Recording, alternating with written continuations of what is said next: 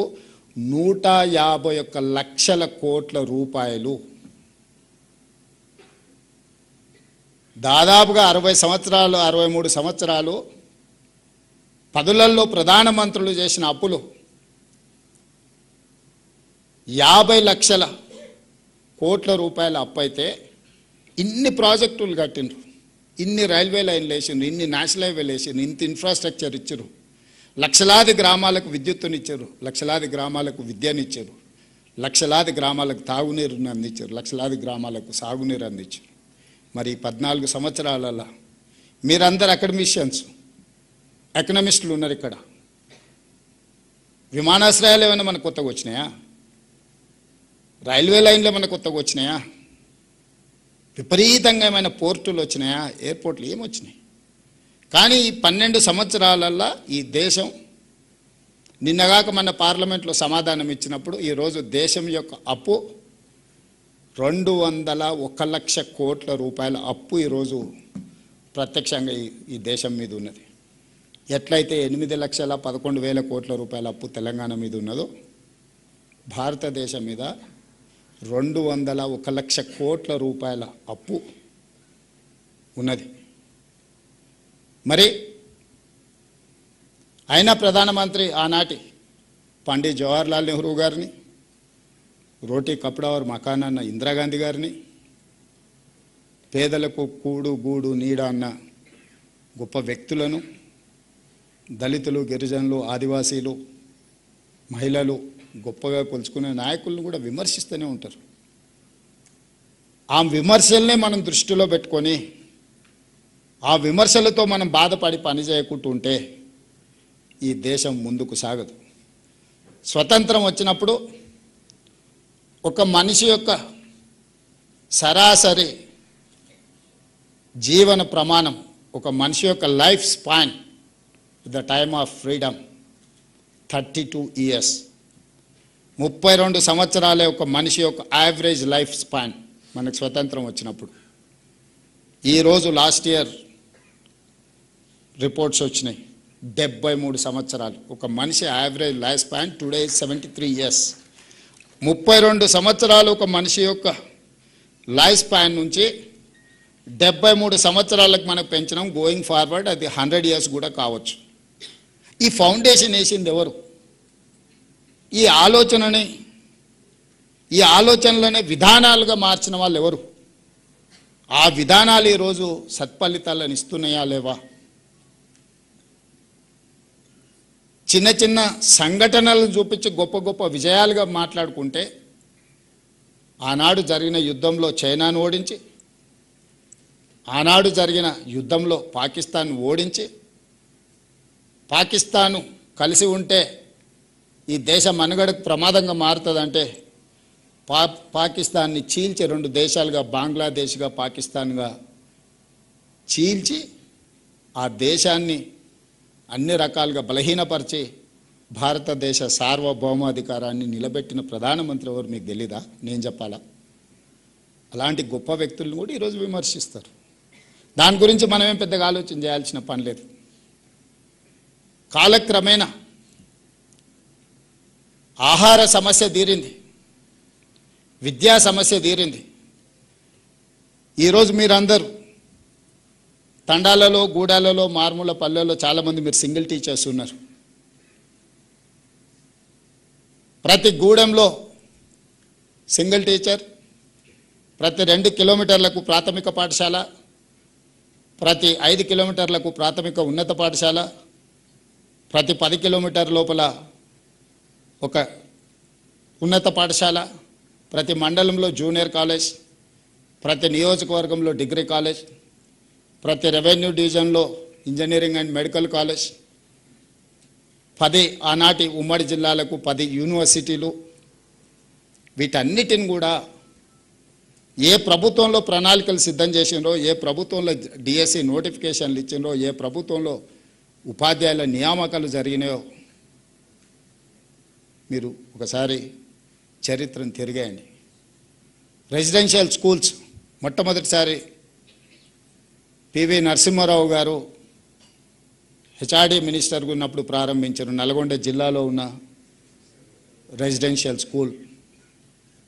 అక్కడి నుంచే మొన్నటి వరకు ఉన్న మన రామకృష్ణారావు గారు చీఫ్ సెక్రటరీ గారు ఆ పాఠశాలనే చదువుకున్నాడు. ఇంతకంటే ముందు మనకు బుర్రా వెంకటేశం ఎడ్యుకేషన్ సెక్రటరీ ఉండే, అతను అక్కడే చదువుకున్నాడు. అదే ఈనాటి నవోదయ స్కూళ్ళకు స్ఫూర్తి. అవే ఈరోజు మనం కట్టుకుంటున్న రెసిడెన్షియల్ స్కూళ్ళకు స్ఫూర్తి. దేశానికే ఈరోజు ఐఏఎస్లను ఐపీఎస్లను గొప్ప నాయకత్వాన్ని అందించిన ఆలోచన మాజీ ప్రధానమంత్రి పివి నరసింహారావు గారి యొక్క బ్రెయిన్ చైల్డ్ ఈరోజు మన ఎడ్యుకేషన్ సిస్టమ్నే సమూలంగా మార్చడం వల్లనే ఈరోజు మనందరం ఇక్కడ ఉన్నాం. కానీ విద్య అందింది, మన ఆకలి తీరింది, కానీ ప్రపంచంతో పోటీ పడాలంటే ఇది సరిపోదు. ఇది నా నిశ్చితమైన అభిప్రాయం. విద్యలో నాణ్యతను ప్రపంచం ఆశిస్తుంది పోటీ పడాలంటే. తినే తిండిలో పౌష్టిక ఆహారాన్ని, న్యూట్రిషన్ ఫుడ్ని ఈరోజు డాక్టర్స్ రికమెండ్ చేస్తున్నారు. ప్రతి తండా గూడెం మారుమూల పల్లెకు ప్రతి పేదవాడికి విద్యను అందించడం సరిపోదు.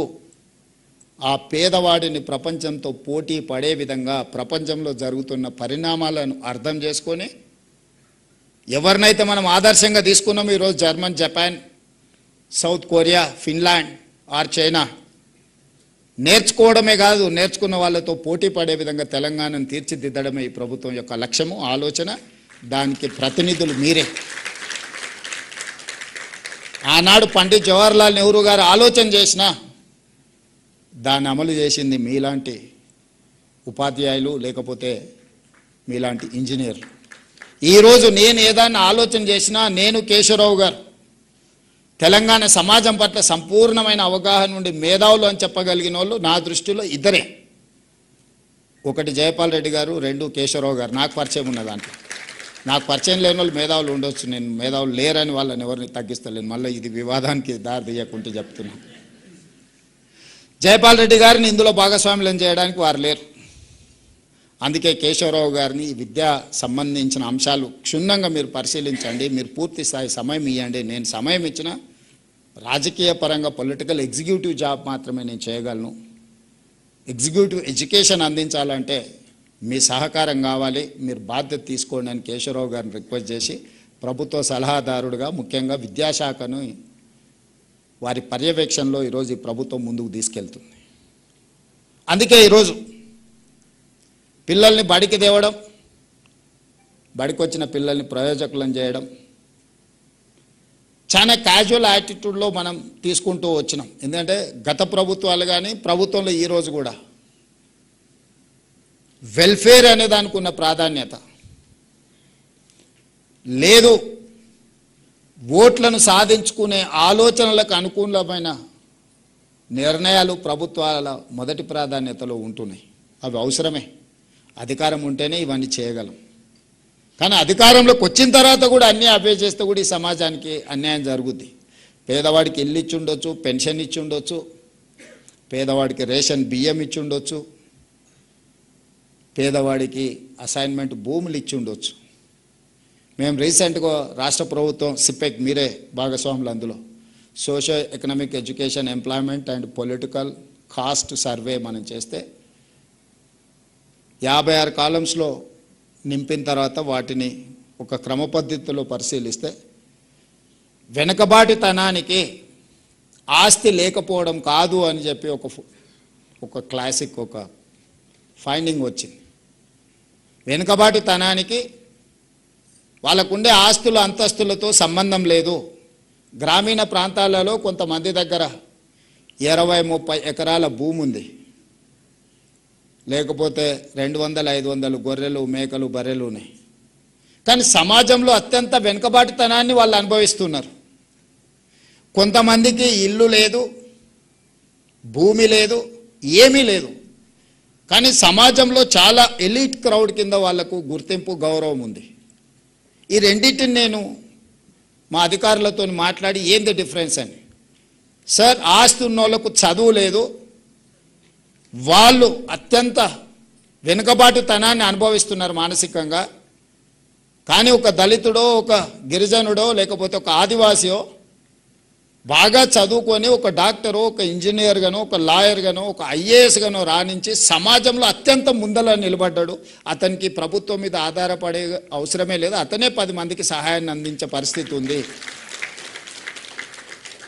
So outcome of this survey report is that education is foundation for your development, not your financial status. కొంతమంది యాదవ్ సోదరులు, మా కురుబ సోదరులు 30-40 ఎకరాల భూమి ఉంది, 100-200 మేకపిల్లలు ఉన్నాయి, అవసరం అనుకుంటే 1 కేజీ బంగారం ఉంది. కానీ పిల్లల్ని చదివించుకోకపోవడం వల్లనో లేకపోతే ఇతర కారణాల వల్ల వాళ్ళు ఈ సమాజంలో జరుగుతున్న మార్పును, ఈ సమాజం ఏ వైపు పోతుందో వాళ్ళు తెలుసుకునే అవకాశమే లేకుండా పోయింది. కానీ because of reservation, because of other aspects, neglected communities నుంచి వచ్చిన వాళ్ళు మంచి ప్రయోజకులైన డాక్టర్లు, ఇంజనీర్లు అవ్వడం వల్ల ఈరోజు సమాజం వాళ్ళందరినీ గౌరవిస్తుంది. సమాజంలో ఆస్తులు ఉన్న వాళ్ళు చాలామంది వచ్చి వాళ్ళకి నమస్కారం పెడుతున్నారు, వాళ్ళ దగ్గర అవసరానికి వచ్చి చేయి చేస్తున్నారు. మీరు సాయం చేయండి సార్, మీరు వైద్యం చేయండి సార్, మీరు మా పిల్లలకు చదువు చెప్పండి సార్, మీరు కలెక్టరో లేకపోతే మీరు ఐపీఎస్ అయితే వాళ్ళ దగ్గరికి వెళ్ళి మా ఈ సమస్య ఉన్నది పరిష్కరించండి సార్, మా గ్రామానికో మా కుటుంబానికో అని చెప్పుకుంటున్నాను. కానీ కోట్ల రూపాయల ఆస్తున్న వాళ్ళ దగ్గరికి ఎవరు పోయా ఏమీ అడగడం లేదు. ఎందుకు అంటే వాళ్ళకి విద్య లేకపోవడమే. అందుకే మిత్రులారా, ఈరోజు రాష్ట్ర ప్రభుత్వం స్పష్టంగా ఇల్లు, పెన్షన్, అసైన్మెంట్ భూములు ఇవన్నీ మీ జీవితంలో సమూలమైన మార్పు వస్తుంది అని నేను ఆశించడం లేదు. అవన్నీ ప్రభుత్వం చేయాల్సిందే, చేస్తుంది. ప్రభుత్వం ఆదాయం పెంచాలి, పేదలకు పంచాలి అనేది మా ఆలోచనే. కానీ ప్రతి తరానికి ఇదే చేయాల్సిన పరిస్థితి. ఒక తరంలో నేను ఒక డాక్టర్నో, ఒక ఇంజనీర్నో, ఒక ప్రయోజకుని తయారు చేస్తే ఇంకా భవిష్యత్ తరాల కోసం ఈ ప్రభుత్వం వైపు చూడకుండా వాళ్ళని ఈ సమాజంలో సొంత కాళ్ళ మీద నిలబెట్టగలిగిన పరిస్థితి వస్తుంది. ఆ నిలబెట్టగలిగిన శక్తి మీ దగ్గరనే ఉంది. ఆ నిలబెట్టగలిగిన శక్తి ఇక్కడనే ఉంది, ఉపాధ్యాయుల దగ్గర ఉంది. బడ్జెట్ ఖర్చు పెట్టట్లేదా? పెడుతున్నాం. ఈ సంవత్సరం దాదాపుగా 30,000 కోట్లు బడ్జెట్లో 9% విద్య మీద ఖర్చు పెడుతున్నాం. ఈరోజు మీ ముందర నేను చెప్పదలుచుకున్నా, దాదాపుగా 27,50,000 మంది విద్యార్థులు తెలంగాణ రాష్ట్రంలో చదువుకుంటే ఒక్కొక్క విద్యార్థి మీద 1,08,000 కోట్ల రూపాయలు నా ప్రభుత్వం ఖర్చు పెడుతుంది. ఒక్క విద్యార్థి మీద రాష్ట్ర ప్రభుత్వం పెడుతున్న ఖర్చు 1,08,000 రూపాయలు ఈరోజు ఖర్చు అవుతుంది. నేను లెక్క తీసిన ఒక్కొక్క విద్యార్థి మీద నా ప్రభుత్వం ఎంత ఖర్చు పెడుతుందని. మరి 1,08,000 రూపాయలు నేను ఖర్చు పెట్టినప్పుడు ఆ పిల్లలకి ఎంత నాణ్యమైన విద్యను అందించాలనో మీరు ఒకసారి ఆలోచన చేయండి. ఇవాళ ప్రైవేట్ స్కూల్కు పంపించుకుంటే నెలకు 2,000 ఫీజు కట్టుకున్న తల్లిదండ్రులు వాళ్ళు పెడుతున్న ఖర్చు 24,000. ఒక మంచి ప్రైవేట్ స్కూల్కి పంపిస్తే కూడా వాళ్ళ తల్లిదండ్రులు బట్టలు, పుస్తకాలు ఇంకేమైనా పెట్టవచ్చు, ఇంకొక 24,000. యావరేజ్ 80 నుంచి 90% ప్రైవేట్ స్కూల్స్ ఆర్ ప్రైవేట్ కాలేజెస్కి వెళ్ళే అప్ టు 12th క్లాస్కి వెళ్ళే వాళ్ళకి సంవత్సరానికి 50,000కి మించి ఖర్చు పెడతలేం మనం, వాళ్ళ తల్లిదండ్రులు. కానీ తెలంగాణ రాష్ట్ర ప్రభుత్వం ఒక విద్యార్థి మీద 1,08,000 రూపాయలు ఈరోజు మనం ఖర్చు పెడుతున్నాం. మరి తల్లిదండ్రులు ప్రైవేట్కి ఎందుకు వెళ్తుండ్రు? ప్రైవేట్లోనే చేర్పించాలని ఎందుకు అనుకుంటుండ్రు? 27,000 ప్రభుత్వ పాఠశాలలు ఉంటే ఈ 3 సంవత్సరాలలోనే మన పిల్లలు పెరగడం మొదలుపెట్టి 2014 నుంచి ఎవ్రీ ఇయర్ డౌన్ఫాల్. ఇంతకుముందు యోగిత డేటా చూపిస్తుంది. ఎవ్రీ ఇయర్ 50,000, 60,000, 70,000 పిల్లలు dropouts from government schools. Last 4 years graph పెరగడం భారతదేశంలోనే, నాట్ ఓన్లీ ఇన్ తెలంగాణ. ఈ సంవత్సరం 1,00,000కు పైగా ప్రభుత్వ పాఠశాలల్లో ప్రైవేట్ స్కూళ్ళ నుంచి మానేసి లేదా పిల్లలు వచ్చి ప్రభుత్వ పాఠశాలల్లో చేరిండ్రు. 28వ స్థానం ఉన్న తెలంగాణ రాష్ట్రం విద్యలో 18వ స్థానానికి వచ్చింది 2 సంవత్సరాలు మీరు కష్టపడితే దేశంలో. నేను ఇప్పుడు మిమ్మల్ని అడుగుతున్నా, 2023 డిసెంబర్ కంటే ముందు మీరే టీచర్లు, ఇవే పాఠశాలలు మారలే, పిల్లలు మారలే, మా టీచర్లు మారలే. అంతకంటే ముందు 14 నుంచి 23 వరకు ఎవ్రీ ఇయర్ ఎందుకు డౌన్ఫాల్ చూసింది, 24 నుంచి 26 వరకు ఎందుకు అప్ ట్రెండ్ చూస్తున్నాం మనం? పొలిటికల్ ఎగ్జిక్యూటివ్ యొక్క అటెన్షన్, మా అటెన్షన్, మా ఫోకస్ ఎక్కడ ఉంటుందో మా యంత్రాంగం ఫోకస్ కూడా అక్కడనే ఉంటుంది. As a team leader I have to focus on certain things. Then only my chief secretary, my education secretary or my IT secretary will focus on that. నాకే ప్రాధాన్యత లేనప్పుడు నా దగ్గర ఉన్న సిబ్బంది, నాతో కలిసి పనిచేసే సిబ్బంది ఎందుకు వాటి మీద దృష్టి పెడతారు? ఈరోజు కొంతమంది అంటున్నారు, నిన్న మన కొందరు మాట్లాడుతూ తెలంగాణలో విద్యాశాఖకు పూర్తి స్థాయిలో మంత్రి లేడు, అర్జెంటుగా రేవంత్ రెడ్డి గారు పూర్తి స్థాయి మంత్రిని విద్యాశాఖకు నియమించాలని. నేను మిమ్మల్ని అడుగుతున్నా, పర్ఫామ్ చేసినందుకు నేను విద్యాశాఖ నుంచి తొలగాల? లేకపోతే నర్సరీ, ఎల్కేజీ, యూకేజీ ఇంట్రడ్యూస్ చేసి నర్సరీ నుంచి 12th క్లాస్ వరకు బ్రేక్ఫాస్ట్ ఇచ్చినందుకు నేను తొలగాలనా? లేదంటే 14 సంవత్సరాలు మీ ప్రమోషన్స్, మీ ట్రాన్స్ఫర్స్ లేకపోతే 23,000 మందికి ప్రమోషన్లు ఇచ్చి 30,000 పైగా టీచర్లను ట్రాన్స్ఫర్స్ చేసినందుకు విద్యాశాఖ మంత్రిగా నేను తొలగాలనా? 1956లో మొదలుపెట్టిన ఐటీఐలను ఆనాటి డీజిల్ మెకానిక్ లేకపోతే ఆనాడు ఉన్న నైపుణ్యాన్ని ఈ రోజు వరకు 70 సంవత్సరాలైనా అదే నేర్పిస్తున్న ఐటీఐలను ఏటీసీలుగా, అడ్వాన్స్ టెక్నాలజీ సెంటర్స్గా 119 నియోజకవర్గాలలో 119 మొదలుపెట్టి 3,000 కోట్ల రూపాయలు ఖర్చు పెడితే వాటిని అప్గ్రేడ్ చేయడానికి 86% టాటా ఇన్స్టిట్యూట్ ఇన్వెస్ట్ చేసింది. ఓన్లీ 14% స్టేట్ గవర్నమెంట్ పెట్టింది. ట్రైనర్స్ ట్రైనింగ్ టాటా ఇచ్చింది. రాబోయే 10 సంవత్సరాలు ఇన్స్టిట్యూషన్స్ను వాళ్ళే నిర్వహిస్తామని టాటాను తీసుకొచ్చి ఐటీఐలను ఏటీసీలుగా మార్చినందుకు ఈరోజు విద్యాశాఖ మంత్రిగా నేను రాజీనామా చేయాలనా? నిర్లక్ష్యానికి లోనైన పాలిటెక్నిక్లను ఒకప్పుడు ఐటీలో చేరితే మా పిల్లగాడు అమెరికాకి వెళ్తాడు, డాలర్లు వస్తే దాంతోపాటు పెళ్ళై కట్నం కూడా వస్తుంది అనే తల్లిదండ్రులు ఈరోజు ఆర్టిఫిషియల్ ఇంటెలిజెన్స్ వల్ల వేలాది లక్షలాది మంది ఉద్యోగాలు పోయి తల్లిదండ్రులకు భారమై వెనక్కి రాలేక అక్కడ ఉండలేక సమస్యలు ఎదుర్కొంటుంటే ప్రపంచంలో వచ్చిన మార్పు, వైట్ కాలర్ జాబ్స్ లేవు, వైట్ కాలర్ జాబ్స్కు కష్టం అనుకున్నప్పుడు యంగ్ ఇండియా స్కిల్స్ యూనివర్సిటీని మొదలుపెట్టి వాళ్ళకి స్కిల్ నేర్పించి certificate course, diploma course, degree course ప్రపంచంతో పోటీ పడే విధంగా మార్చి young India skills university public private partnership మేమే యూనివర్సిటీ పెడితే నా దగ్గర 14 యూనివర్సిటీలు ఉన్నాయి. వాటి పరిస్థితి ఏముందో ఇక్కడ ఉన్న మా వీసీలు ఉన్నారు, లేకపోతే హైయర్ ఎడ్యుకేషన్ శాఖ బాలకృష్ణ గారు వీళ్ళందరూ ఉన్నారు. ఇంకొకటి నేను పెట్టినా అదనంగా చేసేది ఏం లేదని చెప్పి young India skills university aided by Anand Mahindra vehicles మీరు చూస్తుంటారు రోడ్ల మీద కార్లు ఇవన్నీ.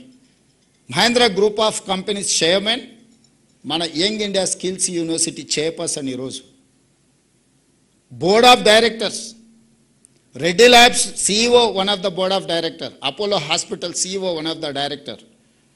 ప్రపంచంలోనే సక్సెస్ స్టోరీ ఉన్న కార్పొరేట్ కంపెనీల CEOలు ఈరోజు మన young India skills university board of directors. They have to decide curriculum, they have to take student, they have to give training, they have to give job also. ఈరోజు మన young India skills యూనివర్సిటీలో 2 months back vice chancellor గారు announce చేసిండ్రు, 1000 మందికి training ఇస్తే 1000 మందికి ఉద్యోగం వచ్చింది.